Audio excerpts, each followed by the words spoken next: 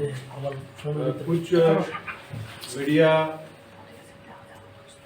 बंधुगण उन्होंने मुझे एक डॉक्यूमेंट दिखाया था जिसमें त्रिपुरा के चुनाव के बारे में एक डेट उन्होंने दिखाया था। तो अभी मैंने जो ओरिजिनल डॉक्यूमेंट है मैंने आपके साथ शेयर किया है। आप उसी लिंक को आप फॉलो करिए, क्योंकि बहुत सारी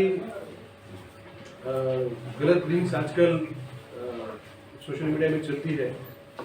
इसके कारण र्यूमर फैलता है, लोगों में काफ़ी गलत मैसेज जाता है। तो मैंने ये डॉक्यूमेंट जो करेक्ट लिंक है मैंने आपके ग्रुप में दी है। आप उसी लिंक को आप फॉलो करिए। ये डॉक्यूमेंट जो साइलेंस पीरियड होता है चुनाव से पहले, वो साइलेंस पीरियड के बारे में ये डॉक्यूमेंट है। तो इसमें जो करेक्ट डेट है, जो त्रिपुरा की डेट है 16 फरवरी, वही, इसमें कोई बदलाव नहीं।